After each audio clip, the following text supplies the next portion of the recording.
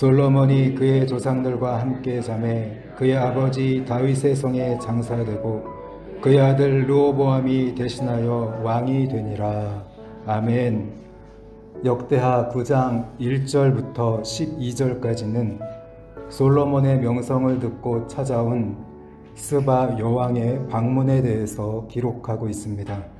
그리고 오늘 본문은 이스라엘 역사상 최고의 전성기를 구가한 솔로몬 왕조의 번영과 영광을 구체적으로 알려주고 있습니다. 먼저 13절과 14절은 솔로몬 왕조의 1년간 세입금의 규모에 대해서 기록하고 있습니다. 13절입니다. 솔로몬의 세입금의 무게가 금 666달란트요. 여기서 세입금은 솔로몬 왕조가 1년간 정기적으로 거둬들인 세금을 말하는 것입니다. 이때 거둬들이는 금이 666달란트였다고 말합니다. 이 666달란트는 23톤에 해당하는 엄청난 양의 금입니다.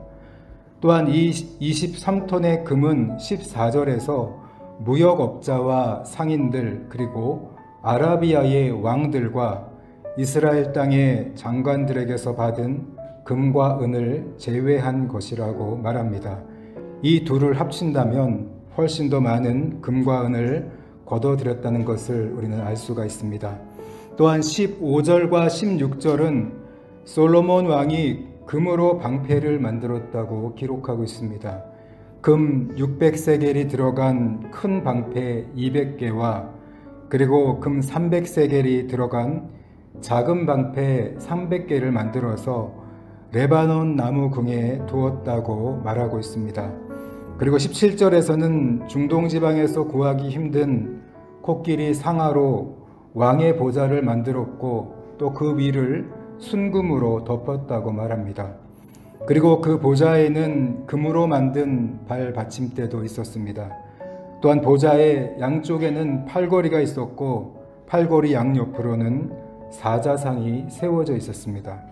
그리고 보좌로 올라가는 6개의 계단이 있었는데 이 6개의 계단 양쪽으로도 한 마리씩 모두 12마리의 사자가 세워져 있었다고 말하고 있습니다. 이것은 다른 어떤 나라에서도 볼 수 없었던 것이라고 오늘 성경은 기록하고 있습니다. 솔로몬의 왕궁이 얼마나 빛나고 화려했는지를 오늘 잘 보여주고 있는 것입니다. 계속해서 20절과 21절에서는 솔로몬 왕이 마시는 데 쓰는 모든 그릇과 레바논 궁에서 쓰는 모든 그릇을 금으로 만들었다고 말하고 있습니다. 그만큼 금이 풍부했고 사람들은 은을 귀하게 여기지 않을 정도였다고 말하고 있습니다. 또한 21절에서 무역을 하는 솔로몬 왕의 배를 통해서 3년에 한 번씩 많은 금과 은, 상아와 원숭이 그리고 공작새 등을 싣고서 돌아왔습니다. 이처럼 솔로몬은 국제 무역을 통해 많은 막대한 부를 축적해 왔음을 오늘 가르쳐주고 있습니다. 그래서 22절에서는 솔로몬 왕이 세상의 그 어떤 왕보다 재산과 지혜가 많았다고 기록하고 있습니다. 그렇기 때문에 23절에서는 하나님께서 솔로몬에게 주신 이 지혜의 말씀을 듣고자 천하의 모든 왕들이 그를 찾아와 만나길 원했다고 기록합니다. 24절입니다. 각기 예물을 가지고 왔으니 곧 은그릇과 금그릇과 의복과 갑옷과 향품과 말과 노새라. 해마다 정한 수가 있었더라. 여기서 해마다 정한 수가 있었다는 이 말씀은 해마다 있는 일이다 라는 뜻입니다.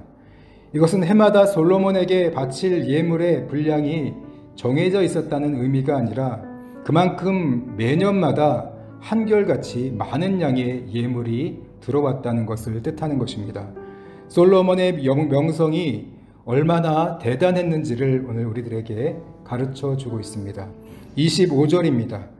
솔로몬의 병거 매는 말의 외양간은 4천이요 마병은 12,000명이라 병거성에도 두고 예루살렘 왕에게도 두었으며 25절에서는 말과 전차들을 두는 마국간이 4,000개가 있었고 또 12,000마리의 말이 있었다고 기록하고 있습니다.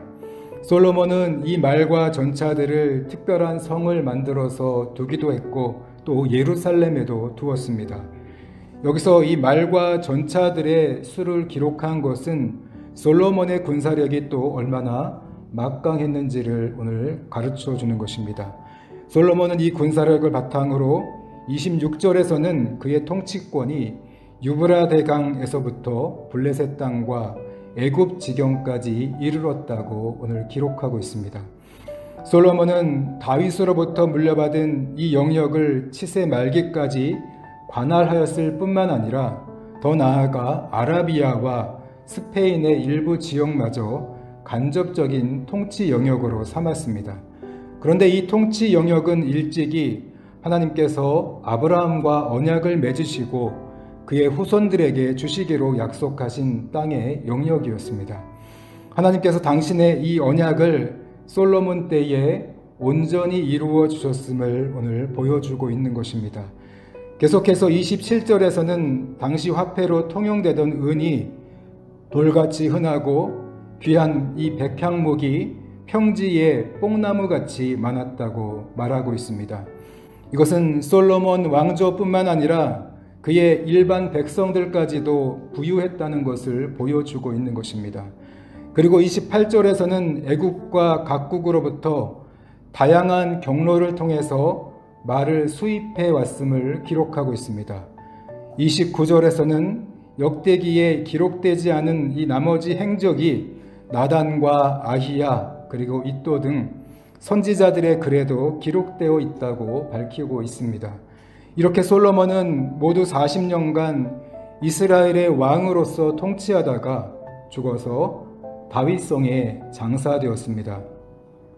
그리고 그의 아들 르호보암이 오늘 왕위를 계승했다고 밝히며 오늘 본문이 맞춰지고 있습니다.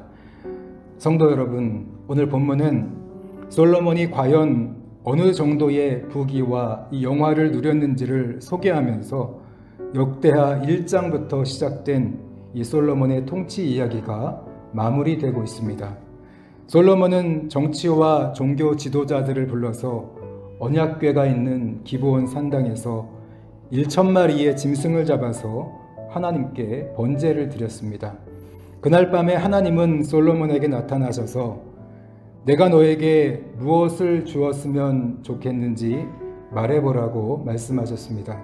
이때 솔로몬은 하나님께서 자신을 수많은 백성들을 다스리는 왕으로 세우셨으니 그들을 다스릴 수 있는 지혜와 지식을 달라고 하나님께 기도했습니다.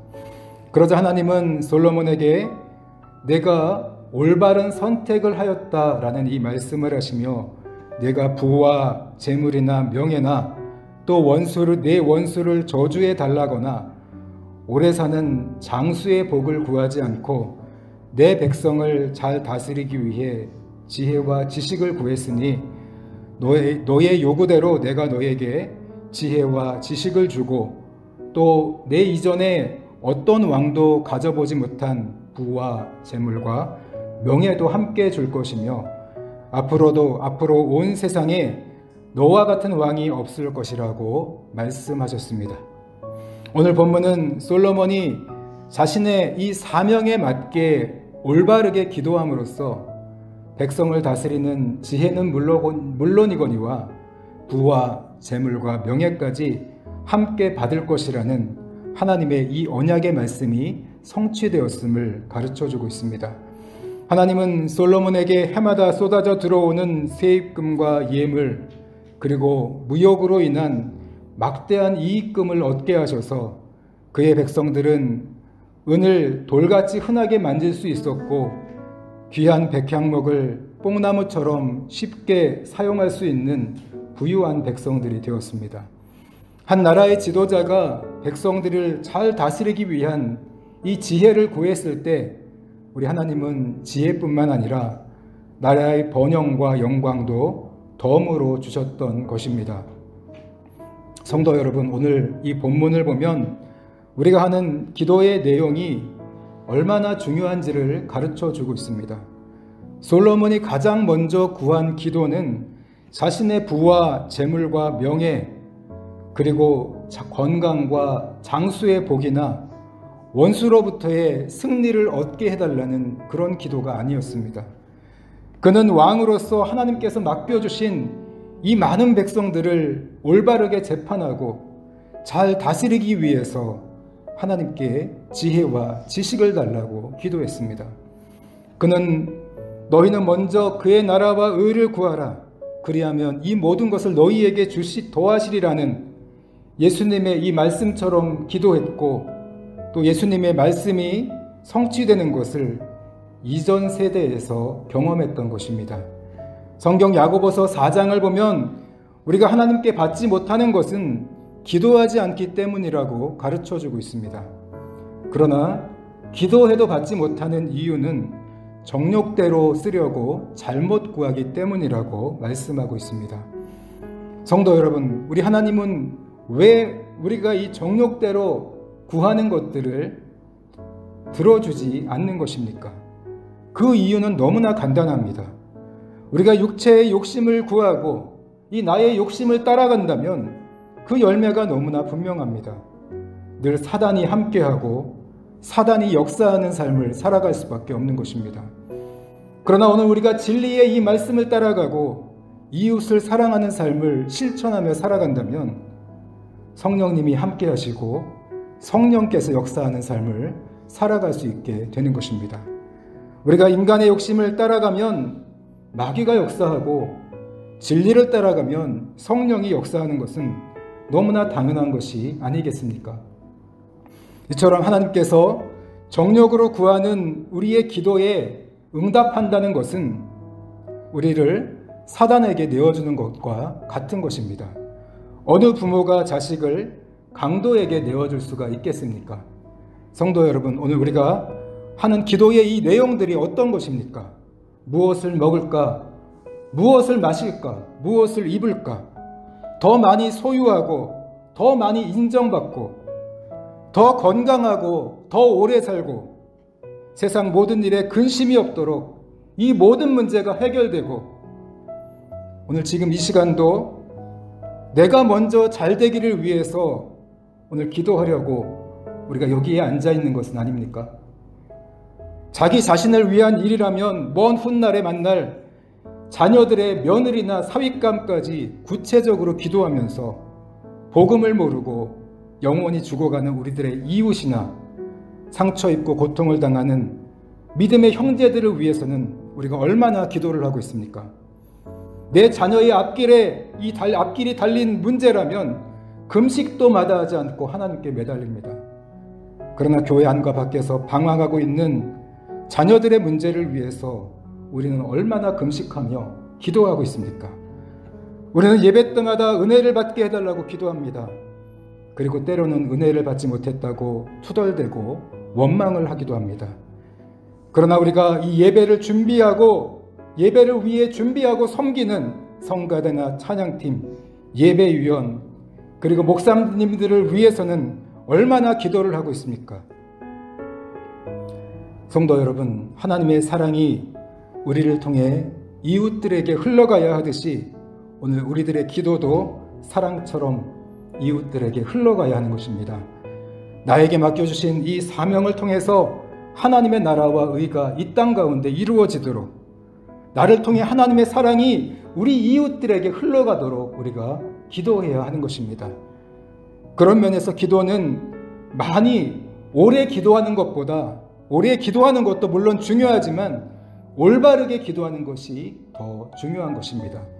솔로몬의 하나님의 지혜를 구하는 이 올바른 기도가 솔로몬뿐만 아니라 이스라엘의 이 모든 백성들을 부하게 하고 태평성대를 누리게 만들었습니다.